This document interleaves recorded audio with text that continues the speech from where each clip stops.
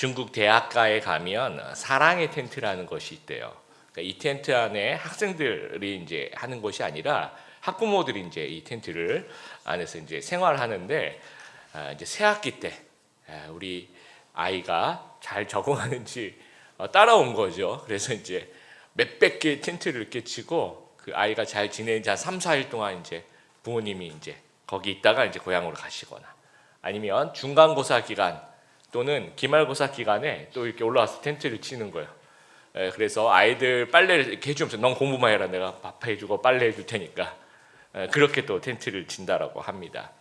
그리고 대도시일 경우에는 이제 졸업반에서 졸업을 앞두고 있는 상태에 있다면, 또 이제 그 부모님들이 이제 모이는 큰 어떤 중매 시장이 이렇게 열리는데, 옛날에 뭐 사람을 찾습니다 이런 것처럼 이런 데다가 이제 우리 아이가 스펙을 막 적는 거예요. 그래서 막 몇백 명 되는 그 부모님이 이렇게 모입니다. 그러면 비교해 보는 거예요. 너희 아이는 스펙이 어떻게 되냐, 우리 아이는 이렇다. 그러면서 부모님들끼리 이제 자기들끼리 중매를 한다고 해야 될까요? 그런 시장이 이제 열린다고 합니다. 이것을 우리가 헬리콥터 부모라고 하죠. 자식 주위를 이렇게 맴돌면서, 그러다 보니까 이제 그렇게 자라난 사람들이, 아이들이죠, 자기 주도적인 습관의 형성이 좀 어렵다라는, 그렇게 좀 자라더라라는 겁니다. 우리 이제 알파벳을 보면은 A, B, C, D 이렇게 있지 않습니까? 그래서 B하고 C하고 이렇게 D가 있는데, 인생에 있어서 뭐 이런 얘기도 합니다. B하고 D 사이에 C가 있다. 알파벳이 원래 그렇죠. B하고 D 사이에 C가 있는 거죠. 이 B는 뭐냐면 벌스래요. 그러니까 출생과, 이 D는 뭐냐면 데스. 출생과 사망 사이에 C가 있는데, C가 뭘까요? 초이스가 있다고 합니다. 이 선택이 있다라고 합니다. 근데 이제 이 선택을 잘 못하는 거예요. 이 결정 장애라고 하죠. 그래서 이 결정 장애를 조금 뭐랄까요, 좀 재밌는 말로 햄릿 증후군이라고 합니다. 여러분 햄릿 아시죠? 죽느냐 사느냐, 이것이 문제로다. 성인 남녀 80%가 이 햄릿 증후군, 결정 장애를 앓고 있다라고 해요. 제일 그 결정이 어려운 게 뭐냐 그랬더니 1위가 외식 메뉴, 짜장면이냐 짬뽕이냐, 이것이 문제로다 하면서, 또 두 번째는 이제 쇼핑, 또 뭘 사야 될지, 이제 세 번째는 진로를 결정할 때 어디로 가야 될지 이제 곤란한 장애가 있다라는 거예요. 아마도 이제 정보의 홍수 속에서 요즘에 뭔가 선택하려고 해도 가짓수가 너무 많은 거예요. 이제 이런 부분도 있습니다. 그런데 자기 주도적인 습관이 형성이 안 돼서 어려운 부분도 있다라는 거예요. 그래서 요즘 유행하는 것이 큐레이션 커머스라고 아마 들어보셨을 거예요. 전문가가 대신 골라줍니다. 대신 이제 전문가가 골라준 뭐 이렇게 여행 같은 경우에도 전문가가 추천하는 7대 여행지 뭐 이런 것들, 또는 쇼핑도 마찬가지고, 요즘 결혼할 때 이제 결혼 혼수 같은 것도 뭐 전문가가 골라주는 뭐, 그리고 음악을 듣고 싶어도 무슨 음악을 듣지 이제 결정을 못 하니까 그 음원 사이트 같은데 보시면 메말랐던 감성을 촉촉히 적셔줄 음악 뭐 이렇게 써 있습니다. 그 누르면 알아서 나와요. 아니면 이제 드라이브를 막 하고 싶다 그러면 드라이브하며 듣기 딱 좋은 음악 뭐 이런 게 있습니다. 누르면 알아서 이제 그런 비슷한 노래들이 나온다라는 거예요.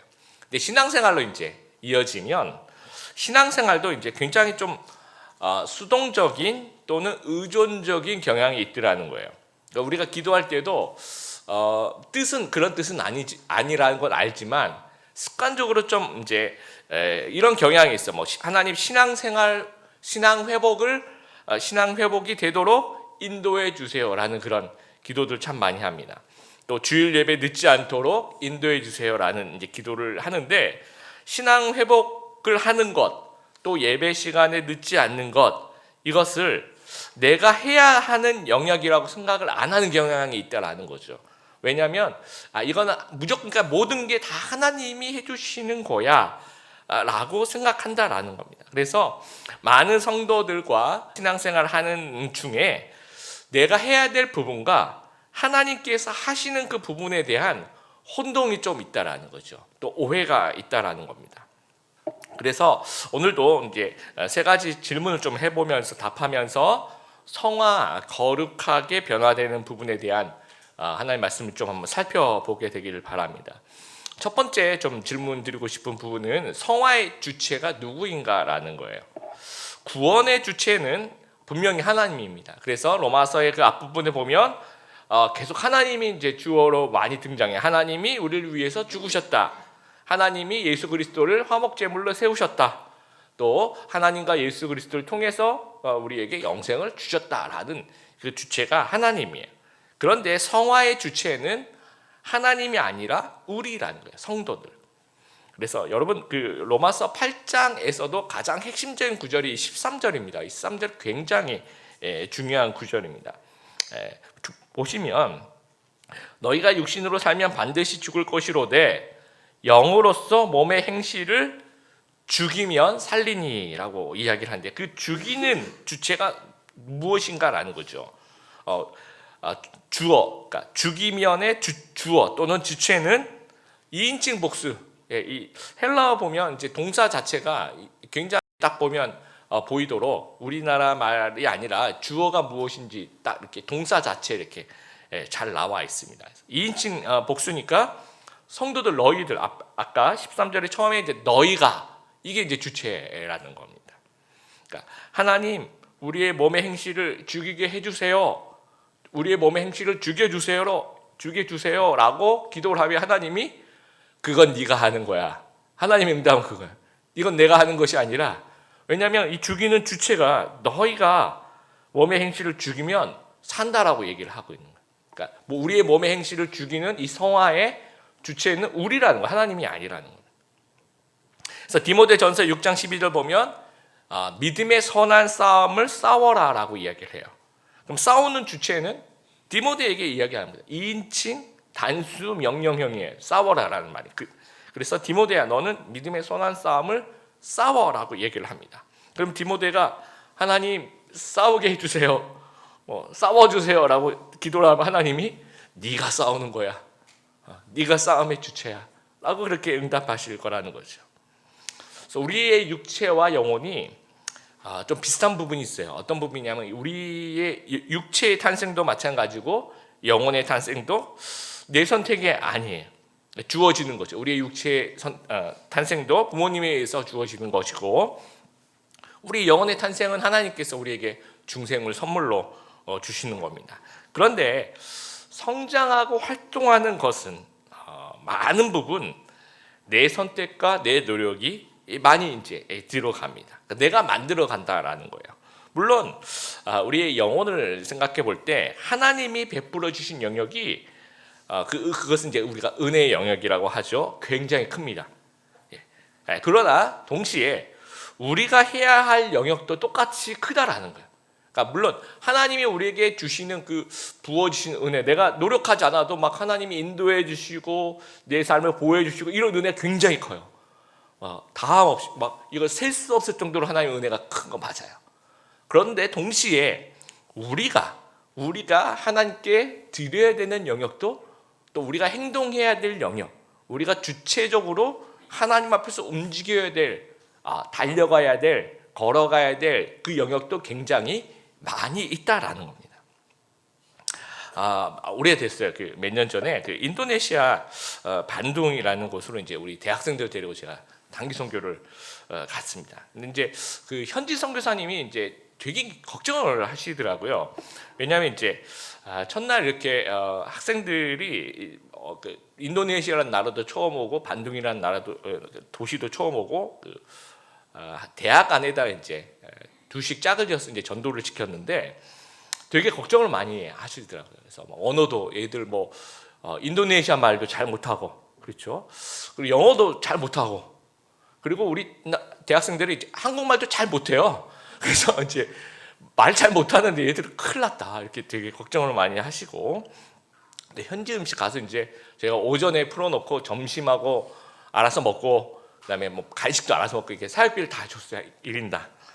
그럼 애들이 음식을 제대로 먹을 수 있을까 하면서 막 걱정을 하시고 또 이제 캠퍼스가 되게 넓었는데 뭐 어디에 뭐가 있는지도 모르니까 하여튼 걱정하시고 화장실 여러분 좀 그 동남아시아 가면 좀 당황하실 수 있습니다. 화장실 가면 물 한 바가지 이렇게 딱 있고 아무것도 없어요. 그래서 이거 뭐 마시는 건지 손을 씻는 건지 곤란한 굉장히 당황하실 수 있습니다. 이런 것들 또 뭐 매점이 어디에 있는지 전혀 이제 모르니까 이제 오전에 둘씩 짝을 지어서 이렇게 알아서 이렇게 캠퍼스 쫙 풀어놓고 오후 5시 우리가 이 직결 장소에서 만날 테니까 자 사역하고 안 돼 5시에 보자라고 이제 애들 딱 파송을 했어요. 그러니까 이제 딱 가고 난 다음에 이제 선교사님이 저한테 되게 걱정이 되신다고 얘들 한 5시에 오라고 해도 한 2시쯤이 되면 다 와 있어서 막 이렇게 눈물을 흘리면서 우리를 기다리고 있을 거라고 너무 힘들다고 막 우리를 구원해 달라고 막 그럴 거라고 막 그러시더라고요. 그래서 아니라고 선교사님 우리 친구들이 굉장히 능동적으로 잘 대처할 거라고 저는 그래서 내기를 했어요. 그때 제가 조금 큰 거 그냥 아무런 내기 없이 그냥 말로만 내기를 했는데 뭐 이렇게 집 한 채 이런 거 좀 내기를 했었어야 됐었다 생각이 될 정도로 그래서 이제 5시 그냥 맞춰서 직결 장소에 오면 되는데 선교사님 1시간 먼저 가자고 막 저희들이 4시까지 가도 애들 다 와 있을 거라고 막 되게 걱정을 하시면서 선교사님 그냥 5시 맞춰서 가도 된다. 아니라고 빨리 가자 그래서 4시에 갔어요. 4시에 이렇게 딱 갔더니 직결 장소 아무도 안 와 있고요. 이렇게 지나가는 우리 그 팀들이 이렇게 지나가면서 저희를 이렇게 딱 보면서 안녕 이렇게 멀리서 이렇게 하고 이렇게 지나가는 거예요. 거기서 저는 이제 그럴 거라고 예상을 했는데 선교사님 충격을 받은 거예요. 그래서 보니까 이 하루 만에 금세 막 친구를 사귄 거예요. 그래서 막 점심도 아주 맛있게 먹고 막 친구들이 이렇게 막 이제 그 인도네시아 친구들이 막 이거 맛있다. 그 캠퍼스 굉장히 쌉니다, 여러분. 그래서 그 안에 있는 그 카페테리아 같은데 굉장히 싸니까 막 애들이 이것도 먹어보고 저것도 먹어보고 막 맛있는 건지 하루 만에 다 이렇게 섭렵을 하고 그 다음에 막 어떤 애들은 막 이렇게 운동화 신고 와서 너무 더우면 막 이게 새로운 그 슬리퍼 어디서 파니? 그럼 또 애들 데려가서 슬리퍼도 사주고 그 다음에 막 음료수도 막 이게 그 나라에서 먹으면 되게 맛있는 그런 음료수들이 있습니다. 우리나라는 안 파는 거 그런 걸 이렇게 애들 하나씩 이렇게 들고 다니면서 이렇게 먹고 그리고 막 선교사님한테 전화로 막 전화가 와요. 선교사님 받으면 누구 바꿔달래요. 그래서 벌써 이제 친구를 사귀어서 전화번호를 줘야 되는데 누구 전화번호를 줘야 될지 몰랐으니까 선교사님 전화번호를 준 거예요. 그래서 저희가 이제 공기계를 갖다 이렇게 추가해가지고 형제팀 하나, 자매팀 하나 이제 나중에는 그렇게 주고 막 친구들한테 초대받아서 가는 친구들도 있고요. 그래서 굉장히 선교사님 첫날에 굉장히 쇼킹이 돼요 본인들. 근데 한번 생각해 보세요, 여러분. 만약에 선교팀이 딱 보냈어요. 복음을 전하고 5시까지 집합하자. 그러면 파송하기 전에 막 계속 앉아서 기도만 하는 거. 하나님 만나게 해주세요. 만나게 해주세요 하고 기도만 계속 하는 거예요. 이런 팀이 있다고 생각해 보시고 또 어떤 팀은 이 적극적으로 나가서 그냥 만나는 거예요. 만나고 사귀고 활동을 하는 거죠. 어떤 선교팀이 정상적인 선교팀입니까? 두 번째, 그렇죠? 제가 후자. 기도 우리가 오전에 기도 열심히 하고 나간 거예요. 캠퍼스에 오전 내내 기도하고 나간 거예요. 그럼 뭐 해야 되냐? 적극적으로 나가야죠. 적극적으로 만나고 적극적으로 사귀고 적극적으로 활동을 해야 된다라는 게 이 선교팀처럼. 만약에 여러분 밥상이 여러분한테 탁 차려졌어요. 그러면 이제 기도를 해요. 뭐라 기도해야 됩니까? 하나님 이 밥을 먹게 하여 주시옵소서. 아니 먹게 해달라니까요 하면서 계속 기도를 해요. 그러면 이제 제가 하나님 같으면 위에 손이 이렇게 나와서 이렇게 머리 한 대 딱 때릴 것 같아요. 감사히 먹어. 감사히 그냥 먹어. 그러니까 저희들이 그 밥상이 딱 차려지면 저희들이 드려야 될 기도는 하나님 밥을 주세요라는 기도가 아니라 먹게 해주세요라는 기도가 아니라 감사히 잘 먹겠습니다. 이런 기도를 하나님께 드리는 거죠.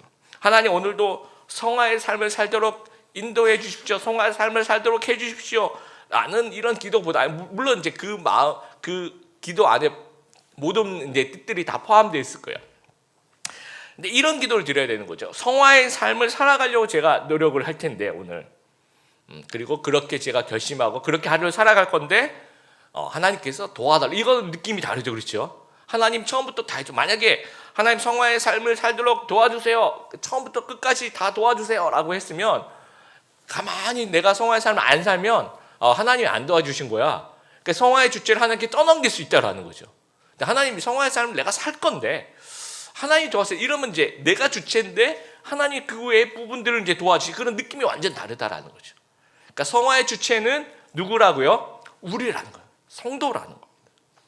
그러면 성화의 주체인 내가 힘써야 될 부분이 무엇인가? 우리 12절 13절 읽었던 그 육신이란 말이 많이 나옵니다. 이 육신이란 말은 쉬운 성경에는 이제 죄의 본성이라고 이제 번역을 하고 있는데, 영어 성경에 봐도 이 sinful nature라고 번역을 하고 있어요. 죄악된 성품, 또 죄의 욕구를 이야기를 하는 겁니다. 그래서 골로새서 3장 5절 8절 이렇게 보면 이 개역개정에는 땅에 있는 지체를 죽여라라고 얘기를 하고 있고요. 쉬운 성경 여러분의 생활 가운데 죄악된 것을 다 버려라라고 이야기를 하고 있어요. 어떤 것이 있는지 그것만 제가 좀 추려봤는데 한번 같이 한번 여러분 설교 노트에 나와 있는 같이 한번 읽어보겠습니다. 성적인 죄, 악한 행동, 나쁜 생각, 지나친 욕심, 탐심, 분한 생각, 화를 내는 것, 다른 사람의 마음을 아프게 하는 말이나 행동, 선하지 못한 말, 이런 것들이 다 육신이란 말이죠. 이 죄의 본성이라는 겁니다. 그래서 13절에 이런 모습으로 살면 반드시 죽을 것이다 라고 이야기를 합니다. 여러분, 반드시 죽을 것이란 말이 무슨 뜻인지 한번 생각해 보세요. 누구에게 주신 말씀입니까? 신자에게 주신 말씀입니까? 아니면 불신자에게 주신 말씀입니까? 신자에게 주신, 로마에 있는 성도들에게 주신 말씀이에요.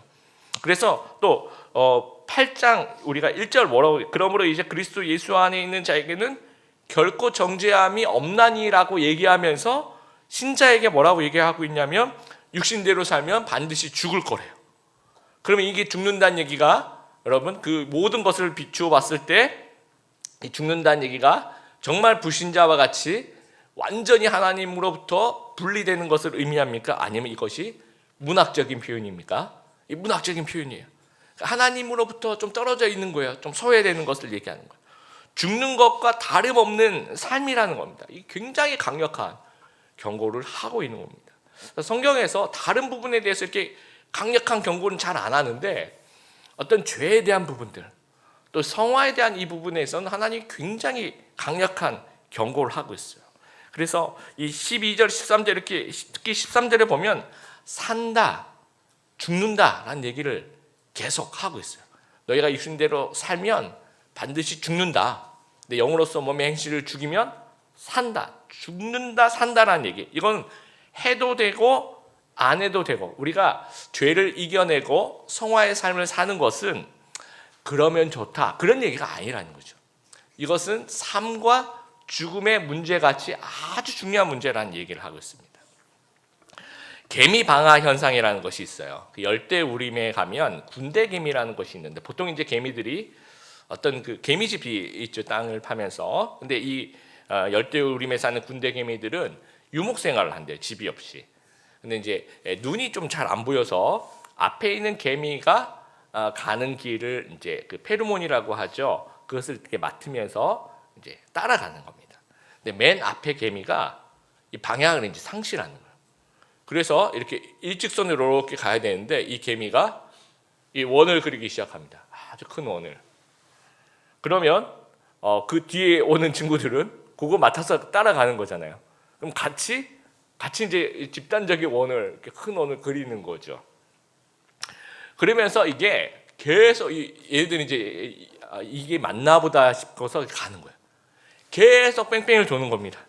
지쳐서 다 죽을 때까지 결국은 이제 이 원을 그리면서 죽어가는 거죠. 이게 이제 개미 방아 현상이라고 얘기를 합니다. 이게 이제 죄의 모습이 이런 거죠. 하나님을 떠나서 이 방향을 상실해 버리는 거예요, 우리가. 그러면 지쳐 죽을 때까지 계속 뺑뺑이 도는 겁니다. 그래서 그 생활이 의미를 상실하는 그런 파멸의 인생이 되는 거예요. 그래서 죽은 인생이나 다름이 없다라는 거죠. 계속 똑같은 정말 방향을 상실해가 계속 돌고 돌 수밖에 없다라는 거예요. 그래서 출애굽하고 가나안에 입성하기 전에 모세가 이 백성들을 불러놓고 이렇게 얘기를 합니다. 여러분, 이 축복과 저주 가운데 하나를 선택하라고 이야기를 하면, 하나님께 순종할 것이냐 불순종할 것이냐 이걸 선택하라고 해요. 그런데 원래는 이렇게 얘기하는 것이 어떨까 하는 싶기도 해요. 예를 들어서 어떤 다른 나라들처럼 여러분 가나안에 들어가는데 우리 군대 배치를 이렇게 합시다. 국방력에 대한 얘기를 할 수도 있을 거고요. 아니면 우리 국회의원을 먼저 뽑읍시다. 정치에 대한 얘기를 할 수도 있을 거고, 아니면 우리가 가나안에 들어가면 뭐 농사를 어떻게 짓고 세금을 어떻게 내고 이런 경제적인 얘기를 할 수도 있을 것 같아요. 그런데 이게 다 그 개미 방화 현상하고 똑같더라는 거죠. 이렇게 해가지고는 의미를 상실할 수밖에 없다라는 거예요. 뺑뺑이 돌다가 죽는다라는 거죠. 그래서 하나님이 방향이라는 거예요. 너희가 축복과 저주 가운데 하나를 선택하라는 겁니다. 여호와께 순종할 것이냐 아니면 불순종할 것이냐. 이게 삶과 죽음의 문제라는 거예요. 이 방향 놓치면 죽는다라는 거예요. 1775년에 스웨덴 과학자 칼 베레름 쉘레라는 사람이 비소, 이렇게 독이죠, 그렇죠? 비소를 연구를 하다가 이 녹색, 그린, 녹색을 이제 발견을 해요. 그래서 그 당시에 이제 염료가 많이 없고 하니까 이거는 좀 상품성이 있겠다 싶어서 그 비소 연구하면서 그 추출한 그 이제 염료를 이제 녹색이죠, 녹색을 이제 자기 이름을 붙여서 쉘레 그린이라고 해서 이제 이 상품을 만들어냅니다. 그랬더니 이제 그 당시에 아주 이쁜 색깔이 나오니까, 그 당시 지금은 좀 다른 좋은 색깔도 많지만 그 당시 1775년이니까 얼마나 사람들이 이쁘다고 생각을 했겠습니까? 모든 천에 또는 조금 산다 싶은 사람들 벽지에다가 다 그 쉘레 그린, 또 이제 종이 같은 것도 그렇게 이렇게 다 붙여놨던 거예요. 사용하고. 근데 이 염료에 그 노출이 되어 있는 그 벽지와 천과 크레파스에서, 특히 아이들 크레파스도 비소에 중독이 되어서 사망하는 사람들이 이렇게 늘어나는 거예요. 그래서 나폴레옹도 여러분 그 전투에서 지고 유배진 세인트 헬레나 섬에서 이제 들어가자마자 한 9년인가 10년도 못 살고 하여튼 죽어요. 그래서 이제 뭐 몇백 년 뒤에 몇백 년 뒤에 그 시체를 파서 검사를 해봤더니 비소 중독으로 죽었더라. 그래서 사람들이 누가 이렇게 독을 타서 음식에, 그래서 이 나폴레옹을 죽였다고 생각하는데 그게 아니라 나폴레옹이 살았던 그 유배지의 집들도 이 벽지 자체가 이 쉘레 그린으로 가득 이렇게 염료가 된 이 벽지 속에 살았다라는 거예요. 거기서 이제 그 비소에 중독이 되는 겁니다. 근데 그 당시 사람들은 이게 독인지 모르는 거죠. 막 너무 아름다운 거예요, 일단은. 그리고 이제 이걸로 벽지를 하거나 이제 천으로 옷을 입으면 세련된 분위기가 있는 겁니다. 실제로 그러나 이것은 죽음의 색이고 사람을 죽게 하는 원인이 된다라는 거예요. 선악과도 마찬가지. 여러분, 좋아 보여도 내가 먹는 날에는 정녕 죽으리라는 거예요. 이게 죽고 사는 문제. 이거 죄를 지으면 굉장히 멋있을 것 같고, 하나님 떠나면 굉장히 세련된 삶을 살 수 있을 것 같고, 굉장히 재밌는 거 되게 많을 것 같고, 하지만 다 죽는 거라는 거죠. 정녕 너희가 죽으리라. 그러니까 죄를 이기는 성화의 문제를 우리 크리스찬은 아주 중요한 삶과 죽음의 문제로 이해해야 된다라는 거예요. 그래서 우리가 힘써야 될 것이 13절에 나와 있죠. 영으로서 몸의 행실이라고 얘기하는 것은 육신과 죄를 얘기하는 거죠. 영으로서 우리의 죄의 그 본질을 죽여야 된다라는 거예요. 우리 속담에 고래 싸움에 새우 등 터진다라는 말이 있죠, 그렇죠? 그런데 이제 그 속담을 좀 다르게 생각해 보면 이 새우가 문제, 새우가 왜 고래 사이에 있냐라는 거죠. 그러니까 새우가 그 사이에 있는 것이 저는 문제라고 생각합니다. 이렇게도 한번 생각해 보자라는 거예요. 근데 우리 만약 크리스찬들이 새우 같은 것 같아요. 이 거대한 고래들 사이에 하나는 죄고 하나는 이 성령 사이에서 중간에 새우로서 존재를 하는 거예요. 그러면 죄도 아니고 성령도 아니고 중간에서 그냥 새우의 입장을 취하고 있다 보니까 등 터져 죽는 거예요. 이리 치이고 저리 치이고 하는 거죠. 그러니까 노선을 우리가 결정해야 된다는 거예요. 새우가 될 것인가 아니면 고래가 되어서 싸움을 이길 것인가라는 거죠. 그래서 죽인다면, 악한 충동을 잠재운다면, 꼼짝 못하게 한다면, 그 어떤 죄의 본성을 끊어버린다면 그러면 산다라는 거죠. 완전 제로로 만든다라는 거예요. 그러니까 조금이라도 남겨놓으면 안 되죠. 우리가 컴퓨터에 그 바이러스를 죽일 때 한 10개는 남겨놓고 나머지는 다 죽입니까? 그러면 그 10개가 살아서 나머지 또 이제 컴퓨터를 괴롭히는 거예요. 일단은 바이러스 잡을 때는 100%다 잡고 또 어떻게 해야 되냐? 반드시 컴퓨터를 껐다 켜야 됩니다. 그거 안 하면 아무 소용이 없어요. 참고하십시오, 여러분. 컴퓨터 바이러스를 잡을 때 이렇게 쭉 보니까 하나도 당신의 컴퓨터에는 바이러스 하나도 없습니다라고 이야기가 나오더라도 반드시 껐다가 반드시 켜야 됩니다. 왜냐하면 램이라는 곳에 얘가 숨어 들어가요. 그럴 가능성이 있어요. 그래서 꺼서 램까지 다 죽이고 그리고 다시 하면 이제 그때는 이제 깨끗해진 겁니다. 죄도 마찬가지라. 그래서 스코틀랜드 신학자 데이비 브라운이 이런 얘기를 합니다. 당신이 죄를 죽이지 않으면 죄가 당신을 죽일 것이다. 조금이라도 남겨놓으면 그게 이제 세력이 커져서 계속 이제 죄의 욕구를 이제 강요하면 거기 이제 빠져 들어가면 죽은 거나 다름없는 그런 삶을 살게 된다라는 거예요. 그래서 우리가 이제 다른 것으로 막 죽이려고 그래요. 죄를 막 율법과 도덕으로 죽이려고 그러고 의지와 정신력으로 죽이려고 해요. 되게 불가능하고 또는 역효과가 있어요. 여러분 막 율법으로 죄를 죽이고 막 도덕으로 죄를 죽이려고 하면 우리도 모르는 사이에 바리새인이 되어 가는 거죠. 또 막 내 의지와 내 정신력으로 막 죄를 막 죽이려고 하다 보면 어느새 나도 모르게 내 마음 속에 교만이 굉장히 싹트게 되는 겁니다. 그러면 더 큰 죄가 쌓여갈 가능성이 있다라는 거예요. 그래서 성령으로 영으로서 몸의 행실을 죽이라고 이제 성경이 얘기하고 있습니다. 그러면 어떻게 성령으로 몸의 행실을 죽일 수 있을까? 이게 어떤 의미인가? 여러분 존 오웬이 쓴 그 죄 죽이기라는 책이 있어요. 그 청교도 굉장히 유명하신 분인데 이제 옛날 분이시고 하다 보니까 이제 죄 죽이기라는 그 책 자체가 굉장히 어렵습니다. 근데 굉장히 내용이 좋아요. 그래서 나는 좀 어려운 내용을 굉장히 읽는 거 되게 좋아하시는 분들은 제가 강력하게 추천해 드립니다. 존 오웬의 죄 죽이기 또는 요즘에 내가 밤에 잠이 잘 안 온다. 강력하게 5분 이내에 아주 꿀잠을 잘 수 있는 추천해 드립니다. 그 안에 죄 죽이는 것 책 한 권이에요. 굉장히 많은 내용이 이거 가지고 저희가 한 학기 얘기할 수 있는 부분인데 그 중에 좀 쉽게 이해할 수 있는 부분 중에 하나가 이런 겁니다. 육신과 반대되는 은혜의 역사를 마음속에 넘치도록 함으로써 죄를 죽인다는 거예요. 다시 말씀드릴게요. 육신과 반대되는 은혜의 역사를 마음속에 넘치도록 함으로써 죄를 죽인다는. 이건 이제 선점의 원리라고 합니다. 제가 이제 시카고에서 유학할 때 점심은 이제 대충 뭐 이렇게 라면을 먹거나 아니면 뭐 이렇게 빵 같은 걸 이렇게 구워서 대충 먹는데 저녁은 이제 좀 그때쯤 되면 이제 점심을 이렇게 부실하게 먹으니까 되게 배가 고파요. 그래서 점심은 이제 먹어야 되는데 뭐 해 먹을 수가 없으니까 이제 나가서 이제 차를 타고 이제 그 조금만 가면 이제 몰이 있습니다. 그래서 근처 그 몰 근처에 이제 먹을 것들이 있어요. 그래서 뭐 뭘 먹을까 막 패밀리 레스토랑 뭐 데니스 이런 것도 막 눈에 보이고 그러니까 눈에 보이는 게 그때는 배고프니까 다 맛있어 보이는 거죠. 데니스 저기 맛있겠다. 그리고 그 옆에 이제 보면 여러분 우리 그 쇼핑몰에 되게 맛있는 그 그리스 음식 그리스 햄버거라고 얘기하는 그 기로스라고도 얘기하고 유로스라고 막 이렇게 발음하는 것 알아서 좀 다른데요. 기로스라고 여러분 그 타코 같기도 하고 햄버거 같기도 하고 안에 이제 양고기 이렇게 들어가는 굉장히 맛있습니다.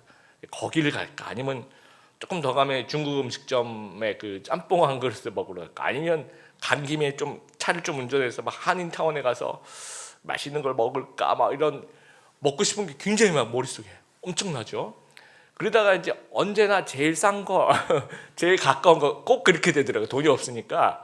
그래서 이제 제일 가까이 있고 그 가운데서 그나마 좀 싼 맥도날드 제가 좋아하는 빅맥을 이제 가지고 또 와서 이제 먹게 되더라고요.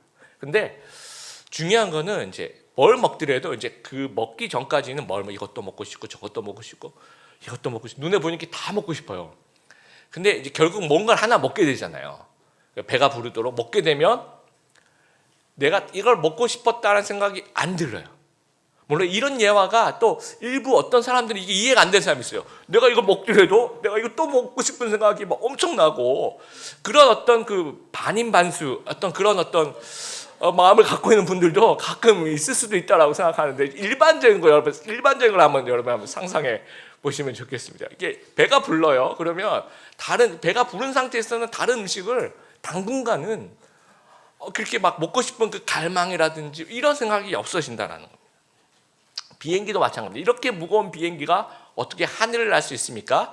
가만 놔두면 이것이 떨어지죠. 그것을 우리가 중력이라고 합니다. 근데 이것이 올라가는 힘을 우리가 양력이라고 해요. 이게 중력과 양력이 어떤 균형을 이루는 거죠. 그렇죠? 그러니까 둘 중에 하나가 커지면 다른 것은 작아지는 거예요.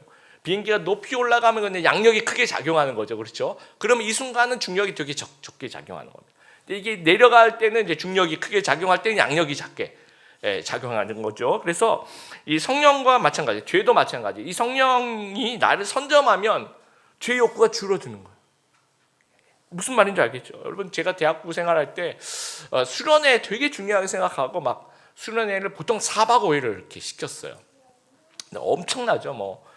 근데 처음에 이제 첫날 이렇게 막 찬양하고 막 기도시키고 그러면 아직은 이제 이 안에 이제 그 어떤 죄의 찌꺼기도 많고 뭐 하여튼 그 성령이 선점하지 못한 부분도 너무 많고 어색하고 그러니까 기도도 잘 안 하고 말씀 시간에도 졸고 이렇게 표정들도 막 그래요. 그래서 막 그 저녁 집회 끝나고 막 기도를 막 시켜도 기도를 잘 안 해요. 그래서 막 하는 사람들 짐 빠지고 막 첫날 되게 힘듭니다. 하여튼. 그리고 이제 둘째 날 되면 이게 점점 아침부터 계속 말씀을 듣는 거예요. 아침부터 계속 성경 공부하고 또 형제자매들하고 얘기를 하도 다 믿음의 사람들하고 이제 대화를 하다 보니까 점점 이 우리 안에 성령이 선점하기 시작해요. 그러면서 이제 둘째 날 저녁 집회 말씀 듣고 또 기도시키면 확 달라요. 또 하루 사이에 그게 달라지는 거예요. 그리고 셋째 날 기도하면 진짜 완전히 내가 우리 부서 애들 만나 싶을 정도로 막 열심히 기도하고 막 사람 변화가. 넷째 날 되면 거의 막 전부 다 하나님이에요. 전부 다 막 사도 바울이에요. 이렇게 이제 계속 선점해 가는 거죠. 막 파고 들어가는 거죠. 성령이 막 충만해지는 거죠. 그러면서 죄는 계속 몰아내는 거. 예. 근데 반대로 이제 수련회 끝났어요. 그리고 한 몇 주 지났어요. 그리고 반대로 이제 성령이 몰아내진다고 해야 될까, 이런 표현이 맞는지 모르겠는데 성령이 좀 점점 작아지고 자꾸 세상적인 생각과 죄가 점점 커지면, 그렇죠? 이 죄와 세상적인 생각으로 계속 이제 선점되어지면 신앙적인 생활에 있어서 계속 퇴보하게 되는 거죠. 그래서 이 죽이면이라는 단어가 현재형 동사입니다. 계속해서 어제도 오늘도 내일도 계속해서 이 영으로서 몸의 행실을 죽이라는 얘기예요. 그래서 우리 안에 은혜와 성령이 넘쳐서 죄가 뿌리를 댈 곳이 없도록 하자라는 겁니다. 내 마음속에서 사랑이 넘쳐서 이 넘쳐흐르는 그 사랑으로 미움을 죽이는 거라는 거죠. 내 마음속에서 평화가 넘쳐나서 이 넘쳐난 하나님이 주신 이 평화로 이 폭력을 죽인다라는 거예요. 그러기 위해서 우리가 성령의 활동이 우리 안에 넘쳐날 수 있도록 이 선점의 원리, 이 경건의 시간 굉장히 중요합니다. 이 하루 생활을 선점해 가는 거예요. 이 경건 생활을 통해서. 또 성역 공부, 우리 제자 훈련, 사역 훈련, 이 아카데미 소그룹, 이게 중요한 이유가 이 지식과 그 의식을 선점해 가는 거예요. 또 우리 아침에 이게 찬양 듣는 거 되게 중요한 것이 그 아침에 그 감정을 선점해 가는 거죠. 근데 은혜도 유통 기간이 있더라고요. 지난 금요일, 전주 금요일이죠. 막 어느 분이 그런 얘기를 하시더라고. 막 너무 은혜가 됐대요. 그래서 내가 금요 기도에 꼭 가서 열심히 기도해야 되겠다라고 마음을 굳게 먹었는데 일주일 만에 그 다음 주에 안 오셨더라고요. 그러니까 일주일 만에 무슨 일이 있었던 거야. 무슨 일이 있었습니까? 유통기한이 지나간 셈이 되는 거죠. 그래서 그 은혜 유통기간 한 3일 되는 것 같아요. 그래서 아마 그 옛날에 우리 한국교회 전통이 수요 예배가 있는 것이 유통기한 3일 가니까 수요일에 또 한번 다시 잡자. 그리고 이제 주일 이렇게 보내고 아마 그럴 거라고 생각합니다. 예. 그래서 우리 새해 또 신앙 결심 여러분 하신 분들이 계시죠. 내가 새해는 하나님을 위해서 이제 이렇게 살 거야 라고 결심했는데 그게 여러분 이제 작심삼일이면 지금쯤 이제 좀 시들어 가거나 언제적 얘기지라고 생각할 수 있는 유통기간이 짧으면 예를 들어서 내가 하나님께 은혜를 받았어요. 그런데 그게 한 3일밖에 못 가요. 그러면 우리는 어떻게 해야 됩니까? 은혜를 안 받아야 돼요. 3일 뒤에 없어질 거니까 은혜를 받지 마자. 이거 아니죠. 3일에 한 번씩 은혜를 받으면 돼요. 내가 유통기간이 하루다 그러면 매일매일 정말 은혜를 받으면 되는 거예요. 내 유통기한이 한 3시간이다 그럼 3시간마다 은혜를 받으면 된다라는 거죠. 다음 주가 이 구정인데 이렇게 연휴가 있으면 이제 목사님들 다 마찬가지일 거예요. 이렇게 주일이 연휴가 끼면 굉장히 걱정이 돼요. 왜냐하면 그때 이제 고향 가시고 뭐 이러면서 이렇게 생활 리듬이 다 흐트러져요. 그래서 정말 이렇게 은혜 많이 받았고 일주일 이렇게 그 다음에 2주 이렇게 되죠. 그렇게 이제 왔을 때 굉장히 많이 흐트러져 있는, 영적으로 많이 흐트러져 있는 모습을 보게 돼요. 그래서 현재 명령형입니다. 매일마다, 날마다, 매 순간마다 하나님 앞에 저희들이 나가야 된다는 거. 말씀을 마무리합니다. 쥐 2마리가 우유통에 이제 빠졌습니다. 한 마리는 체념해서 그 우유에 빠져서 죽었고요. 나머지 한 마리는 막 발버둥을 치는 거예요. 그랬더니 그러면서 이제 우유를 막 저었더니 한참 저었죠. 그랬더니 이 우유가 굳어져서 치즈가 되는 겁니다. 그래서 빠져나왔다라는 거예요. 그래서 우리도 마찬가지입니다. 하나님 가까이 가게 해주세요. 시간이 지나가 나는 아무것도 안 해요. 하나님 왜 안 가까워집니까? 하나님 가까이 가게 해주세요. 이렇게 자꾸 기다린. 그래서 이제 자포자기하는 그런 인생 살지 말게 되길 바랍니다. 일어나서 우리가 주도적으로 하나님께 좀 가까이 가고 노력하고 움직이는 그런 성화의 주체가 되는, 그래서 우리의 삶을 좀 해결해가는 그런 해결사의 모습을 가진 성도님들 되시길 바라고, 영으로서 몸의 행실을 죽이는 귀한 성도님들 다 되시기를 주님의 이름으로 축복합니다.